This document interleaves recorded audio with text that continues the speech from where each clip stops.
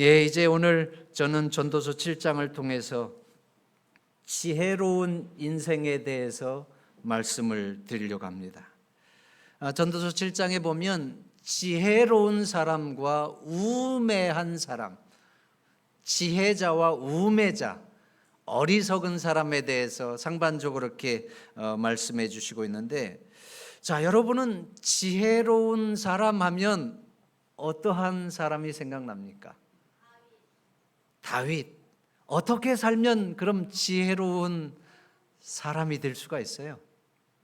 우리 민석이 장래에 커갖고 목사님이 될 뿐인데 어떻게 살면 지혜로운 사람이 될 수 있어요? 보니까 여러분, 내가 반드시 소유해야 할 세 가지를 소유한 사람이 지혜로운 사람이다, 지혜로운 인생이다, 이렇게 말하는 분이 있더라고요. 여러분, 여러분의 세 가운데서 소유해야 할 세 가지를 소유한 사람이 정말 똑부러지게 살고 지혜롭게 인생을 산 것이다 말씀하고 있는데, 첫째가 뭐예요?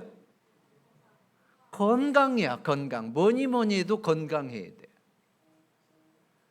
우리가 연로하고 쇠약해져서 어쩔 수 없이 건강을 잃는 것은 받아들일 수밖에 없지만, 아직도 30대, 20대밖에 안 됐는데 그 건강에 큰 문제가 생기고 또 정신적으로 큰 질병이 생기고 그러면 어때요?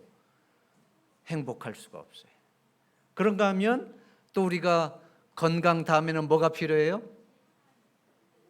재산, 재물이 필요해요. 우리가 살아가는 데 있어서 돈이 없으면 그것처럼 궁색한 게 없잖아요. 그래서 자기 하나는 간수하고 또 자기 가족을 간수할 만큼의 재물이 필요한 것은 사실입니다. 그래서 다른 사람들한테 빌리지는 않을지라도 필요하면 조금씩 나누어 줄 수 있는 그러한 능력의 재산이 있으면 얼마나 좋겠습니까? 그런데 열심히 일하면서 땀 흘려 살면 오늘날은 이렇게 살 수 있도록 하나님께서 한국 사회에 복을 주셨습니다. 그 다음에 세 번째는 뭐예요? 친구. 우리가 살아가면서 친구가 얼마나 중요한지 몰라요. 함께 사랑을 나누는 존재. 그래서 다른 부분은 배우자입니다. 옆에 있는 배우자가 얼마나 귀한 존재인지를 다시 한번 여러분 기억하면서, 남편이 진짜 남의 편이 아니라 아주 하나밖에 없는 이방 저방 중에 서방이 최고라고 하는 거 기억하면서, 우리 이명자 집사님 권교순 장로님한테 잘해주세요. 아셨죠? 우리 최은하 집사님도 저를 보고 있는데 박병기 장로님이 가장 멋진 분입니다. 그렇다고 해서 또 박병기 장로님이 최은하 집사를 무시하라는 게 아니고, 박병기 장로님도 최은하 집사가 이 세상에서 가장 우리 장로님에게 멋진 아내이고 또 베스트 프렌드라고 하는 것을 기억해서 서로가 서로에게 잘하고 또 그러한 존경과 사랑 가운데서 여러분들이 정말 지혜로운 인생이 되었으면 좋겠습니다. 보니까 인생의 세 가지 후회할 짓을 안 하면서 사는 사람도 지혜로운 사람이래요. 그런데 이것은 저도 쓰면서 참 이것은 안 할 사람이 하나도 없겠다. 참을 걸. 그때 내가 참았어야 되는데 왜 그 말을 해가지고. 그 다음에 즐길 걸. 그때 내가 여행도 다니고 두 다리가 성할 때 돈도 쓰고 이렇게 했어야 되는데 왜 그때는 내가 그런 걸 모르고 좀 더 모아야 돼, 좀 더 들커지려고만 했는지. 그 다음에 베풀 걸. 그때 내가 돈을 좀 풀었어야 되는데, 그때 내가 그 친구에게 도와줬어야 되는데. 여러분, 껄껄껄, 이러한 부분들이 우리에게 있어서 모두에게 있습니다. 그래서 지혜로운 사람은 이러한 부분들에 있어서 후회될 일들을 만들지 않는다, 이렇게 얘기하고 있어요.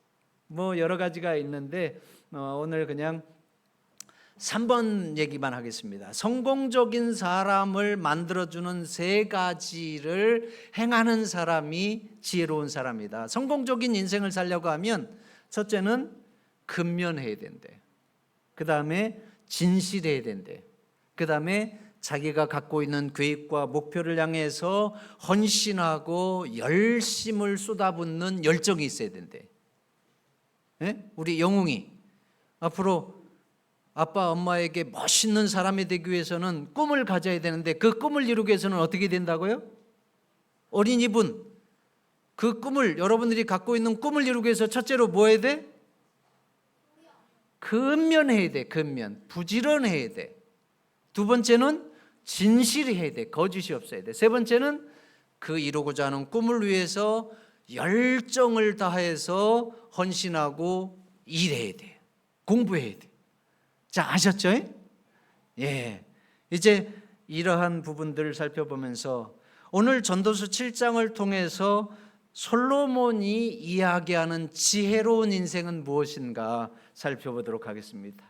우리 전도서 7장 1절로 4절, 우리 길지만 다 함께 좀 읽어보겠습니다. 아름다운 이름이, 시작.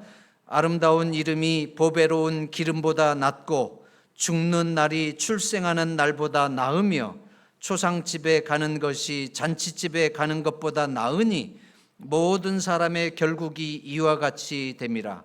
산자가 이것에 유심하리로다. 슬픔이 웃음보다 나음은 얼굴에 근심함으로 마음이 좋게 됨이라. 지혜자의 마음은 초상집에 있으되 우매자의 마음은 연락하는 집에 있느니라.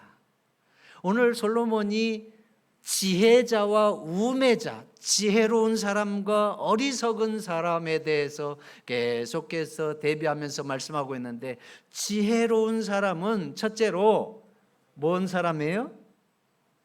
아름다운 이름이 보배로운 기름보다 낫게 사는 사람.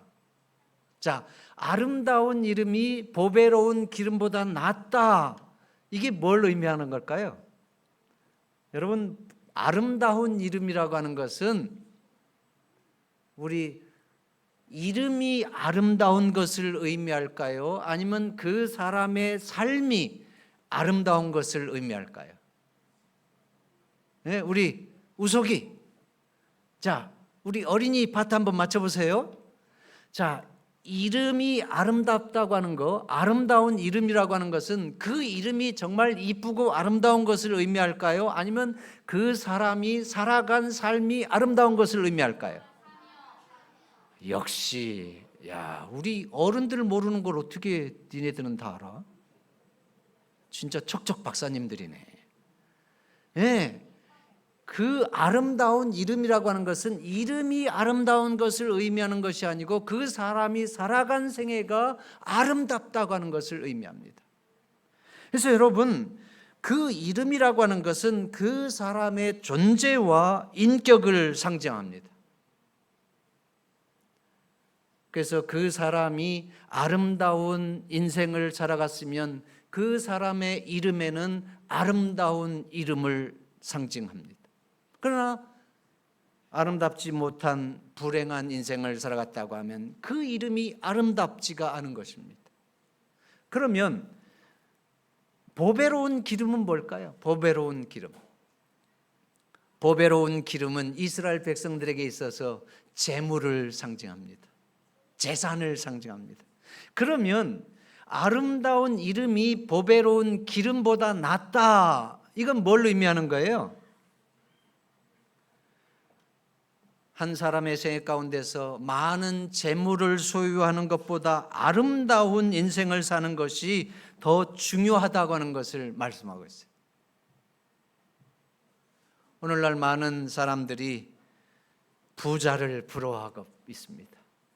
부자가 되기를 희망합니다. 부자가 되면 인생을 성공한 것처럼 생각합니다. 그러나 여러분, 부자는 돈이 많은 것이 부자이지 성공한 것은 부자가 아닙니다. 돈이 많고 적음이 그 인생의 성공의 기준점이 될 수가 없습니다. 또 돈이 많고 적음이 그 사람의 행복의 기준점이 될 수가 없습니다. 오히려 돈이 많기 때문에 불행하게 살고 관계가 깨어지고 많은 원수들을 만드는 사람들이 우리 주변에 얼마나 많이 있는지 모릅니다. 가족 간에도 오히려 돈 때문에, 돈이 없으면 그냥 다 함께 화목할 수 있을 텐데 돈 때문에 근심 걱정이 되고 소송이 일어나고 아주 불행한 일들이 일어나는 것을 보게 됩니다. 여러분, 지혜로운 사람, 아름다운 이름이 보배로운 기름보다 낫다는 것은 지혜로운 사람은 재물을 위해서 사는 인생이 아니라 아름다운 인생, 다른 사람들에게 사랑과 존경을 받을 수 있는 그런 아름다운 인생을 사는 사람이라고 말씀하고 있습니다. 그러면 여러분들은 어떠한 이름으로 기억되기를 원하십니까? 다른 사람들이 내 이름을 부를 때에 나라고 하는 존재, 나라고 하는 존재의 인격, 삶이 어떻게 기억되기를 원하십니까? 우리 모두는 아름다운 이름으로 기억되기를 원하실 것입니다. 저는 한 그 장로님 가운데에 정말 아름다운 이름을 가진 한 분을 소개하고 싶습니다. 이 장로님의 별명은 감사장로입니다. 감사장로님이세요.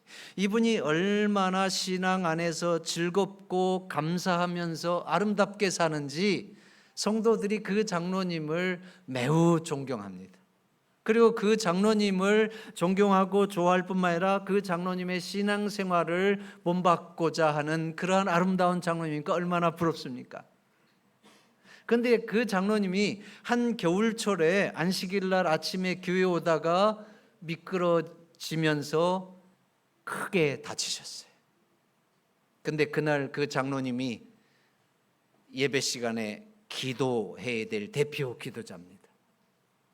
그 장로님이 넘어지셔서 팔이 골절되는 부상을 당하셨는데 아침에 오다가 그러한 일이 있었고 바로 병원에 가셔서 기부스를 하시고 교회에 오셨어요. 여러분, 일반적인 상황 같으면 그렇게 크게 다쳐서 팔에 기부스까지 했으면 교회에 옵니까? 안 옵니까? 근데 이분은 교회에 오셨어요.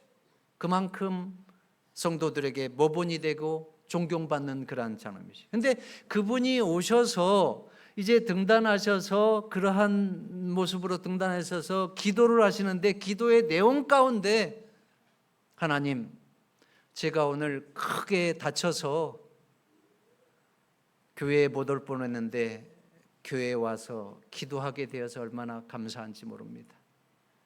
그리고 제가 오늘 크게 다쳐서 오늘 팔에 기부스를 했는데 발이 다치지 않게 되어서 얼마나 감사한지 모릅니다.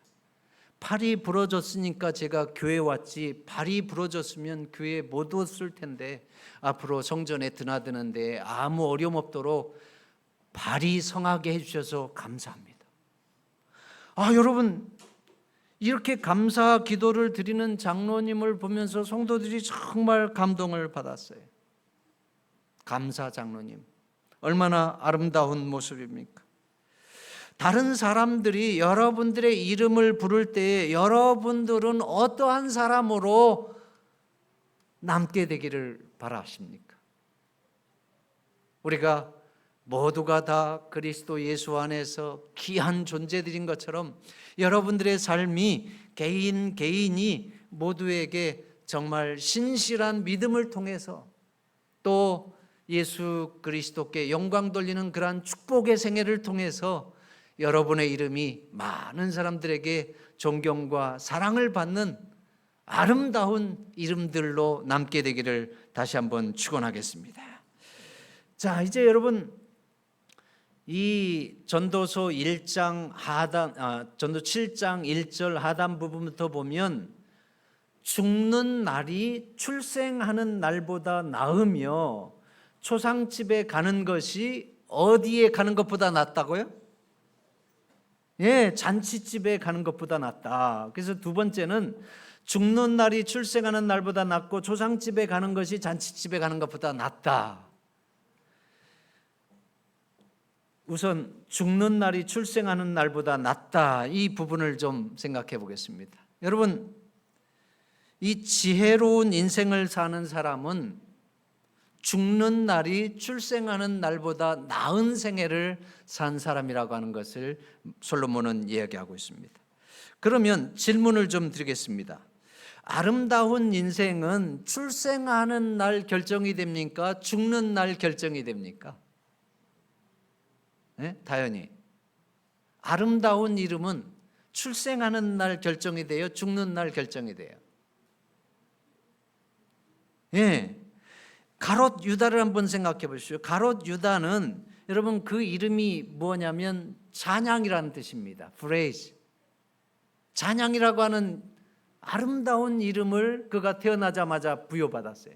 그러니까 그 부모는 그에게 하나님을 찬양하는 귀하고 아름다운 인생이 되도록 그 소망이 담긴 이름을 지어주었는데, 여러분 가룟 유다가 태어날 때는 아름다운 이름을 갖게 되었지만 그가 죽을 때는 그 이름대로 찬양하는 생애가 되었습니까? 어떤 생애가 되었습니까?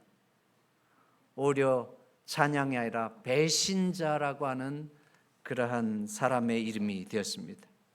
가룟 유다는 그가 자신의 개인적인 야망을 이루기 위해서 스승을 팔아 넘긴 배신자가 되었습니다. 오늘날 우리들에게도 유다하면 찬양이 아니라 그 사람은 망가진 배신자의 인생입니다. 그래서 여러분, 아름다운 이름은 출생하는 순간에 결정되는 것이 아니라 죽는 날 결정이 됩니다.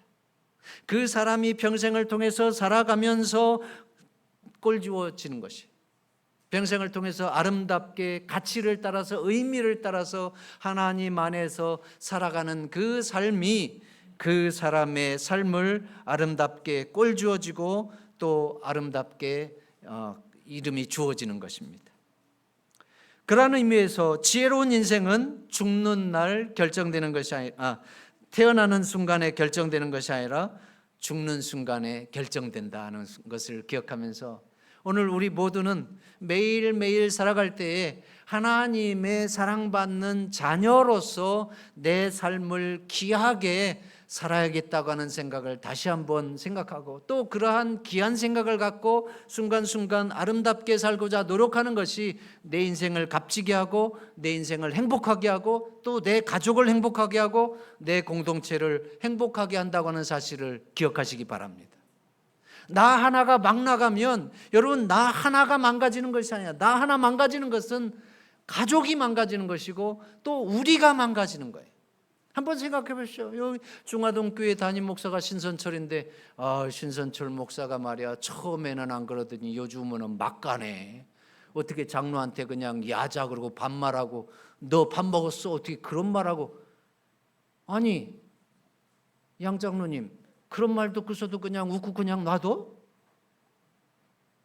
여러분, 신목사가 그런 사람으로 바뀌어 있으면 나 하나만 망가지면 괜찮은데 손수경은 뭐가 돼요?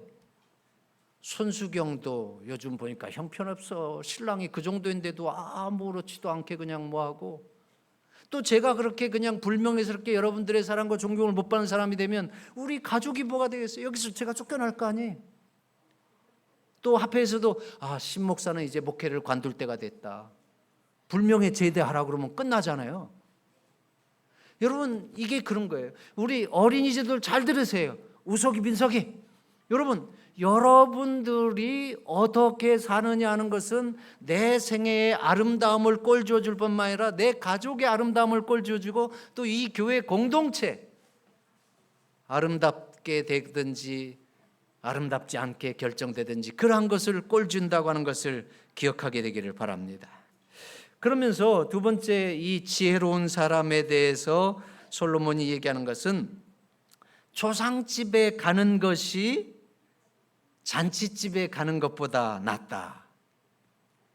오늘 또 이 이야기를 듣고, 그래 나는 앞으로 잔치집에는 안 가도 초상집에만 갈 거야.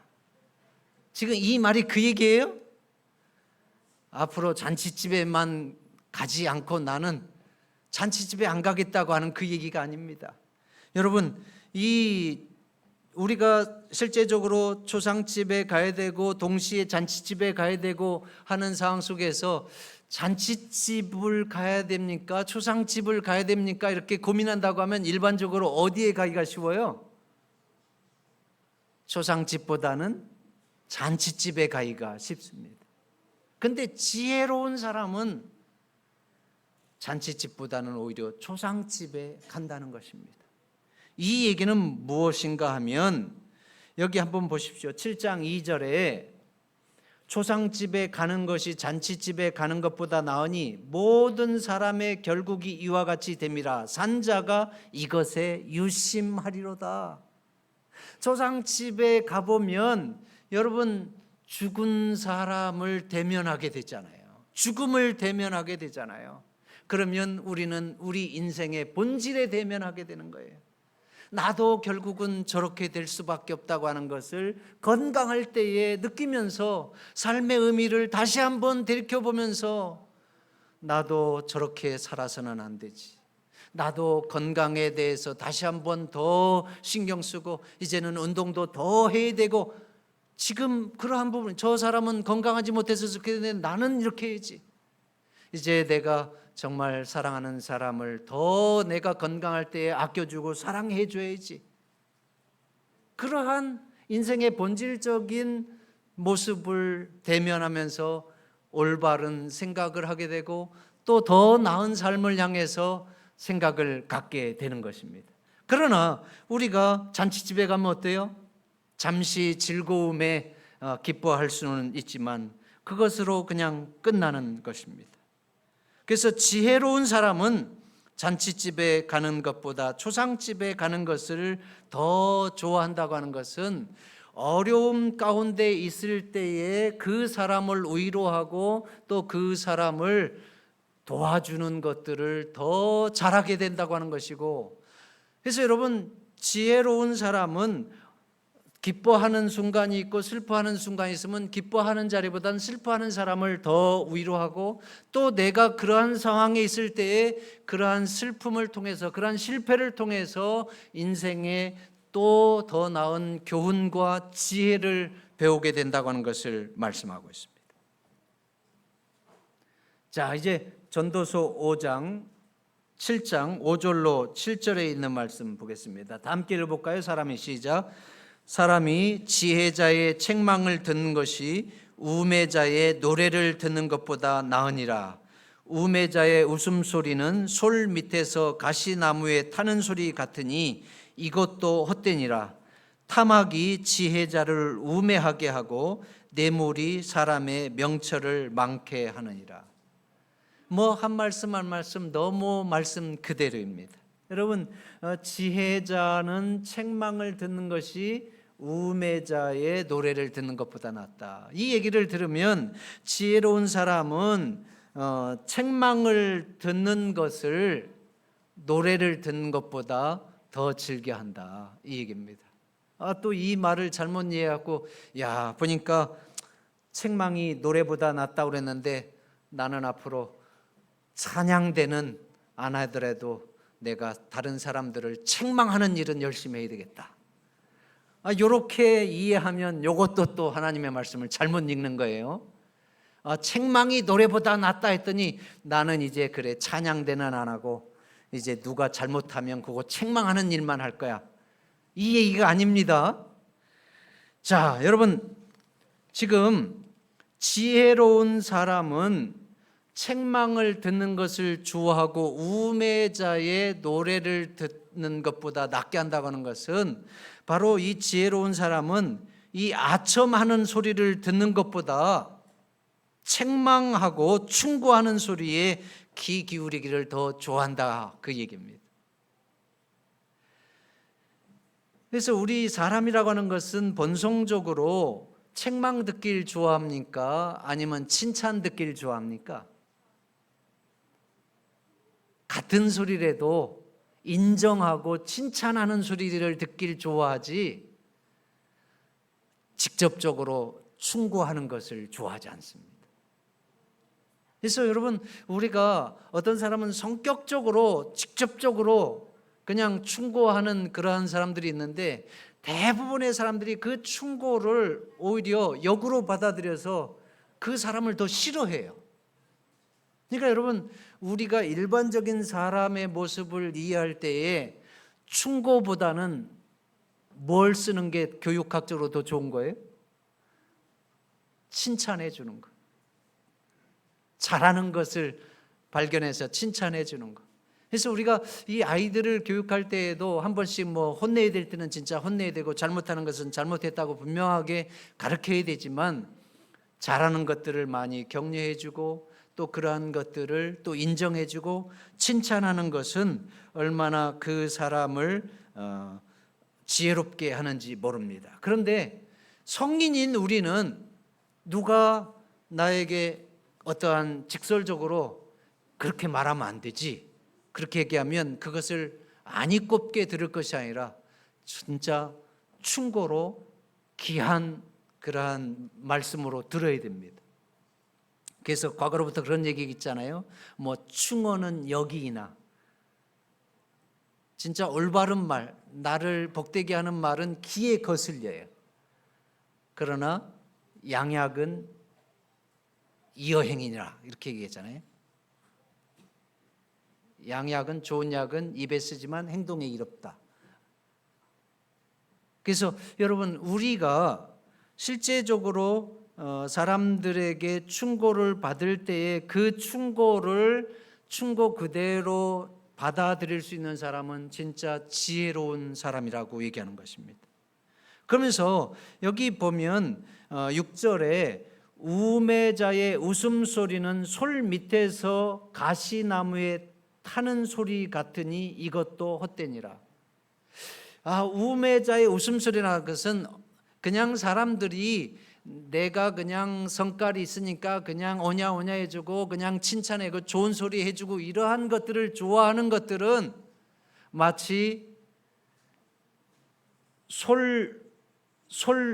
밑에서 가시나무에 타는 소리 같다.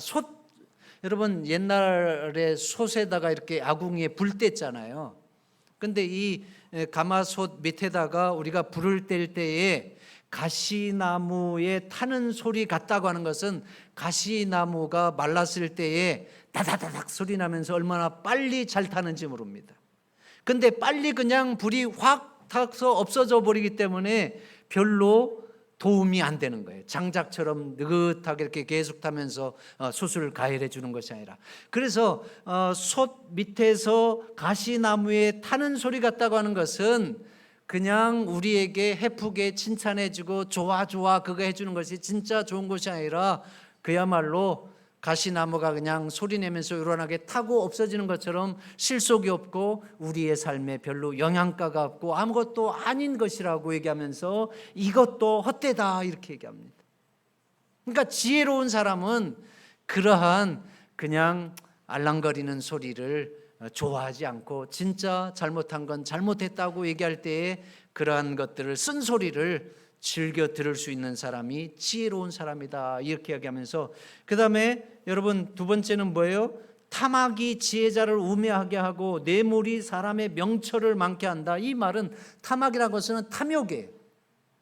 우리가 욕심이라고 하는 것이 과하게 되면 탐욕이 되는데, 욕심 정도는 나름대로 자기가 어떤 일을 할 때에 동기가 되고 또 열심히 일하게 되는 그러한 요소가 되지만, 그 욕심이 이제는 아예 탐욕이 돼서 매몰된다고 하면 사람이 너무 누추해집니다.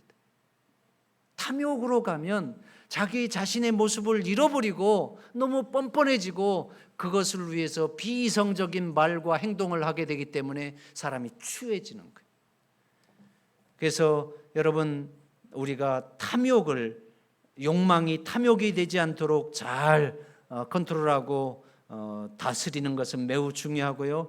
그 다음에 뇌물이 사람의 명철을 많게 한다고 하는 것은, 우리가 뭐 선물 주는 것은 문제가 안 되지만 분명히 뇌물을 받으면 그 뇌물은 지혜로운 사람에게도 분명히 받은 만큼 그것에 대해서 뭔가 배려를 해줘야 되기 때문에 그러한 명철을 흐리게 한다고 하는 것을 분명하게 말씀하고 있습니다. 자, 그 다음에 여러분 전도서 7장 8절로 10절을 다 함께 좀 읽어보겠습니다. 이 일의 끝이, 시작. 이 일의 끝이 시작보다 낫고 참는 마음이 교만한 마음보다 나으니 급한 마음으로 노를 바라지 말라. 노는 우매자의 품에 머무름이니라. 옛날이 오늘보다 나은 것이 어찌미냐 하지 말라. 이렇게 묻는 것이 지혜가 아니니라. 예, 보니까 여러분, 지혜로운 인생을 사는 사람은 그 일의 끝이 시작보다 낫다는 거예요. 또 참는 마음이 교만한 마음보다 낫다.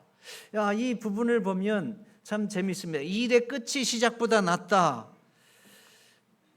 우리 한국 사람들은 보니까 유독 어떠한 것을 시작할 때에 그 시작점을 중요하게 여기는 민족적 특성이 있는 것 같습니다. 그래서 시작이 반이라고 할 정도로 시작을 중요하게 여기는데, 그래서 우리가 교회를 개척할 때도 보면 막 이제 시작하는 교회인데 그 교회 이름이 무슨 교회? 중앙교회. 이제 막 시작한 교회인데 그 이름이 중앙교회야. 그 다음에 제일교회, 제일 최고교회, 그 다음에 뭐 세계선교교회, 막 이렇게 하는데, 여러분, 이 지혜로운 인생은 오늘 보니까 그 일의 시작보다 뭐가 더 좋다는 거예요? 끝이 나야 된다는 거예요. 시작보다 끝이 더 나야 된다는 거예요. 저는 이 부분을 보면서 탕자를 좀 생각해 보았습니다. 탕자는 그 인생의 시작보다 끝이 나았습니까? 아니면 시작이 나았습니까? 그는 시작이 대단한 사람으로 출발했습니다. 부모에게 많은 유산을 받아서 그 청년 때에 그 재산을 가지고 비행기를 타고 외국으로 나간 사람이니까 얼마나 멋지게 시작이 된 사람입니까? 그러나 그가 끝은 어떻게 됐어요? 끝은 빈털터리 거지가 되어 돌아왔습니다. 시작과 끝이 완전히 달라졌어요. 그만큼 탕자는 그 인생을 허비하고 잘못 살았다고 하는 것을 우리는 알 수가 있습니다. 그러면 시작보다 끝이 나은 사람은 대표적으로 누가 있어요? 요셉이 있습니다. 요셉은 여러분 10대 때에, 여기 있는 어린이 여러분들보다 조금 더 큰 중학생, 고등학생 때에 요셉은 어떠한 신세가 됐어요? 애굽의 노예로 팔려갔어요. 애굽에서 종이 돼서 살았어요. 그러니 여러분, 얼마나 그 인생의 시작이 정말 초라하게 시작됐습니까? 그러나 요셉은 그러한 가운데도 그가 그 시련과 또 그 억울한 일과 그 어려운 일들을 다 참아내고 결국은 어떻게 됐어요? 애굽의 총리가 됐어요. 애굽의 총리가 됐어요. 그니 얼마나 대단한 사람입니까? 그래서 그는 자기 자신의 인생을 구원했을 뿐만 아니라 이스라엘 백성까지도 구원하고 그 인생의 끝이 해피엔딩이 되어서 시작이 끝보다 나은 그러한 지혜로운 인생이 되었습니다. 그리고 그러한 지혜로운 인생이 될 때에 매우 중요한 것이 여러분, 인내하는 것, 참는 것, 교만한 마음보다 낫다. 우리가 이 일을 그르치는 것이 대부분 교만함에서, 또 그 분노와 화를 참지 못하고 하지 말아야 될 그 마지막 말을 그냥 내뱉음으로 그것이 가시가 되고 또 상처가 되고 또 관계가 깨어지고 회복할 수 없는 그러한 일들이 벌어지는 것을 보게 됩니다. 오히려 그 말을 안 하면은 그냥 깨끗하게 나을 수 있었는데, 그래서 여러분, 우리가 참는 마음이 교만한 마음보다 낫다. 그러면서 오늘 여기 보면 옛날이 오늘보다 나은 것이 어찌미냐, 이 얘기는 내가 왕년에는 이랬는데, 이래봬도 내가 왕년에는 이랬는데 하면서 맨날 옛날 자랑하는 거예요. 옛날에는 이래봬도 내가 이랬는데, 그 얘기는 지금 현재는 옛날보다 못하다는 거예요? 낫다는 거예요? 못하다는 거잖아요. 그러면 내가 그동안 수많은 세월을 옛날보다 지금까지 더 잘 살아온 거예요? 더 못 살아온 거예요? 더 못 살아왔다고 하는 것을 자기 입으로 고백하는 거예요. 그러니까 나는 지혜롭지 못한 사람이고 바보처럼 살았다고 하는 것을 고백하는 거예요. 그러니까 여러분, 지혜자는 그러한 얘기를 하지 않는다는 거예요. 이제 여러분, 마지막 부분입니다. 그러면 여러분, 이 전도서 7장 11절 12절 보겠습니다. 우리 보면 지혜는 유업같이 아름답고 햇빛을 보는 자에게 유익하도다. 지혜도 보호하는 것이 되고 돈도 보호하는 것이 되나 지식이 더욱 아름다움은, 여기 지식은 지혜와 이꼬릅니다. 지혜는 지혜 얻은 자의 생명을 보존함이니라. 여기 지혜는 유업같이 아름답고 하는 것은, 유업이라고 하는 것은 상속받은 재산을 의미합니다. 재산을 의미합니다. 그래서 지혜나 재산은 둘 다 똑같이 해 아래서 살아가는 인생들에게 유익한 것이다 하는 거예요. 우리가 살아가면서 지혜나 또 재물이나 해 아래서 살아가는 모두에게 필요한 것이고 유익한 거예요. 그런데 재물이나 지혜 둘 중에 하나를 선택하라고 하면 더 귀한 것은 지혜라는 거예요. 왜 그런가 하면 재물은 우리의 삶에 그저 도움을 줄 뿐이지만 지혜는 우리의 생명까지도 보존하는 것이 되기 때문에 그렇습니다. 그래서 이 지혜를 얻는 것에 대해서 마지막 이제 솔로몬은 하나님께 있다 하는 그 부분으로 결론을 맺는데, 이 지혜에 대해서 우리가 한 부분만 좀 말씀을 드리면서 마치려고 합니다. 여러분들이 그 신들러 리스트라고 하는 영화를 보신 분들은 보셨을 것입니다. 이 유대인들이 포로 수용소에서 겪었던 그 참혹한 생활을 적나라하게 묘사한 영화인데, 그 영화를 보면 이러한 장면이 나옵니다. 독일군 한 장교가 아침에 잠에서 깨어났습니다. 기지개를 펴면서 창문 밖을 내다보니까 저 아래에 유대인 한 여인이 침을 나르는 것이 보입니다. 근데 이 독일군 장교가 들어가서 장총을 가지고 오더니 장총을 그 여인을 향해서 겨누고 방아쇠를 당깁니다. 여러분, 이유 없이 심순풀이로 한 사람의 생명을 빼앗아가는 그러한 참혹한 일이 이 유대인들의 학살을 통해서 드러나고 신들러 리스트의 영화가 돼서 나왔는데, 거기에서 더 기괴한 장면은 한 조그마한 사건이 일어났어요. 그 독일군 병사가 키우던 닭 한 마리가 없어졌는데, 그 닭 한 마리가 없어진 걸 가지고 유대인들을 다 집합시킵니다. 그리고 교도소에 있는 유대인들을 다 집합시킨 다음에 그냥 제랍줄에 있는 한 사람을 탕 쏴가지고 그냥 죽여요. 그러면서 이 독일군 병사가 큰 소리를 치면서 니네들 가운데서 닭을 가져간 사람 빨리 나와. 나오지 않으면 나오는 순간까지 한 사람씩 죽일 거야. 그러면 얼마나 황당한 일입니까? 그 순간 모든 유대인 포로들이, 죄수들이 머리를 숙이고 어찌할 바를 모릅니다. 근데 그 순간 이제 이 병사가, 이 독일군 병사가 또 다른 유대인 두 번째를 향해서 총을 쏘려고 하면서 나오지 않으면 니네 한 사람씩 계속 죽을 거야. 여러분, 이 순간 어떻게 됩니까? 이 긴박한 상황 속에 나이 어린 소녀 하나가 발자국을 앞으로 자기 몸을 내밀었습니다. 아주 겁에 질려 있었어요. 그 모습을 보면서 독일군 병사가 너야? 네가 훔쳤어? 이렇게 다그칩니다. 아닙니다. 그러면 누가 훔쳤는지 알고 있어? 예, 알고 있습니다. 누구야? 소녀는 겁에 질렸으면서도 분명한 목소리로 한 사람을 가리키면서 저 사람입니다. 그 소년이 누구를 가리켰겠습니까? 바로 첫 번째 총에 맞아서 죽은 그 사람을 가리켰습니다. 여러분, 죽은 사람이 어쩔 수 없지 않습니까? 얼마나 지혜로운 답변입니까? 이 지혜로운 답변은 여기 12절을 다 함께 좀 읽어보겠습니다. 12절을 전도서 7장 12절, 지혜도 시작. 지혜도 보호하는 것이 되고 돈도 보호하는 것이 되나 지식이 아름다움은 지혜는 지혜 얻은 자의 생명을 보존함이니라. 그래서 여기 나이 어린 유대인 소년의 지혜가 자기 자신의 생명을 구했습니다. 또한 다른 유대인 동료들의 생명을 구했습니다. 이 지혜가 얼마나 소중한지 아무리 강조해도 지나치지 않습니다.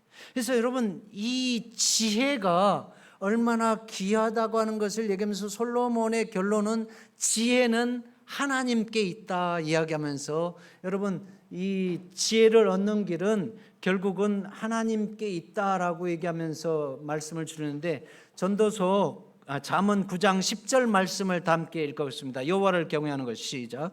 여호와를 경외하는 것이 지혜의 근본이요 거룩하신 자를 아는 것이 명철이니라. 지식이나 정보는 우리가 책을 보고 컴퓨터를 연구하고 또 노력하면 얻을 수가 있어요. 그러나 여러분, 지혜는 노력해서 얻을 수 있는 것이 아니에요. 여러분, 솔로몬이 지혜를 얻기 위해서 내가 지혜자가 되리라 했으나 지혜가 나를 멀리하였도다. 내가 인간의 노력으로 스스로는 지혜를 얻을 수 없었다고 고백하고 있어요. 그래서 이 지혜는 하나님께로 오는 것이라고 하는 것을 분명히 말씀하면서, 하나님을 기뻐하는 자는 저를 피하려니와 하나님을 기뻐하는 자는 하나님을 섬기는 사람, 하나님을 섬기는 사람은 어리석음을 피한다고 하는 것은 하나님을 섬기는 사람은 지혜로운 인생을 살게 된다고 하는 것을 이야기하고 있습니다. 왜 그런가 하면 하나님은 지혜이시고 지혜의 근원이시기 때문에 그 하나님을 섬길수록 그 하나님의 지혜가 우리들에게 하나님의 은혜 가운데서 전해지는 것입니다. 그래서 하나님을 섬기면서 믿음 가운데 있는 사람이 하나님의 지혜를 영향받고 지혜로운 인생, 아름다운 인생을 사는 것은 하나님의 복이고 특권입니다. 우리 중화동교회 모든 성도님들이 어리석은 인생이 아니라 하나님을 잘 섬기는 가운데 지혜로운 인생, 하나님의 복을 받는 축복의 인생이 되기를 주의 이름으로 축원하면서 말씀을 줄이겠습니다.